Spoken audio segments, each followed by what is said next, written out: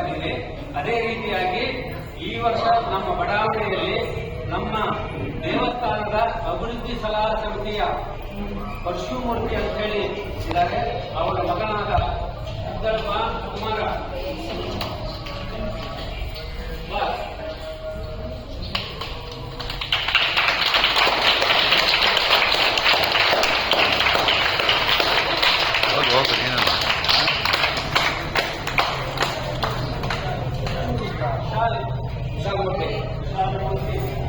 ಇವರು ಬೆಂಗಳೂರಲ್ಲಿ ಓದಿ ನಂತರ ಓದಿದ್ದಾರೆ.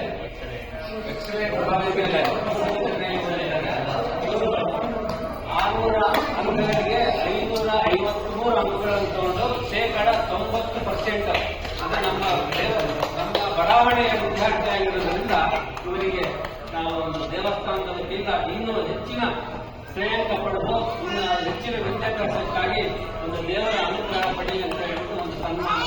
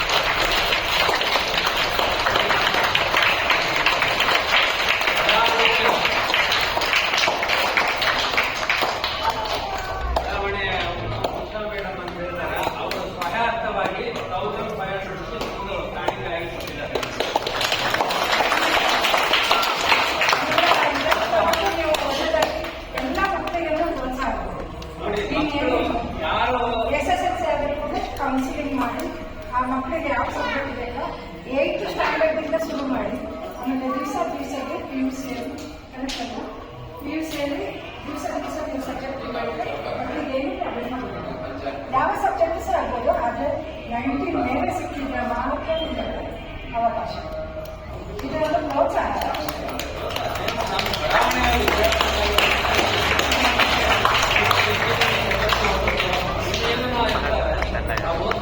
ಅಭಿಲಾಷಕ್ಕಾಗಿ ನಾವು ಮಾಡ್ತಾ ಇದ್ದೀವಿ. ನನ್ನ ಮಕ್ಕಳು ಇಂಜಿನಿಯರಿಂಗ್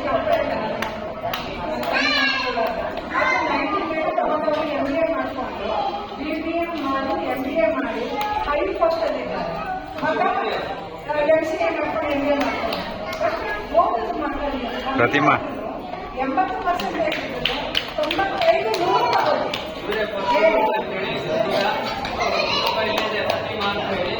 ಪ್ರತಿಮಾ ಮಗಳಿದ್ದಾಳೆ, ಅಣ್ಣ ಇದ್ದಾರೆ, ಎಲ್ಲ ದೇವಸ್ಥಾನದ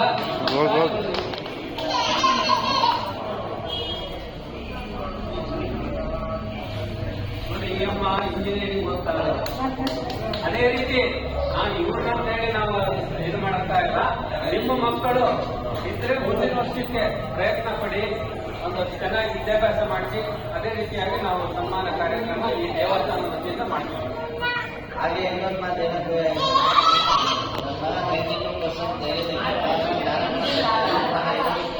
ಆಗಿದ್ದು ಇಲ್ಲೇ ಹುಟ್ಟಿ ಜ್ಞಾನಗಣಪತಿ ದೇವಸ್ಥಾನದಲ್ಲಿ ಡೈಲಿ ಬಂದು ಹೋಗ್ತಾ ಇದ್ದ. ಮತ್ತೆ SSLC ಆಗಿ ಮತ್ತೆ ರಿಸಲ್ಟ್ ಕೂಡ ಈ ಗಣಪತಿನ ನೆನೆಸ್ಕೊಂಡು ಅವ್ರು ಎಕ್ಸಾಮ್ ಬರ್ತಿದ್ದಾರೆ.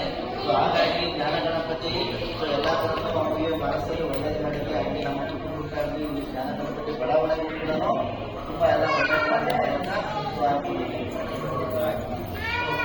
ಮಾಡ್ಕೋಬೇಕು.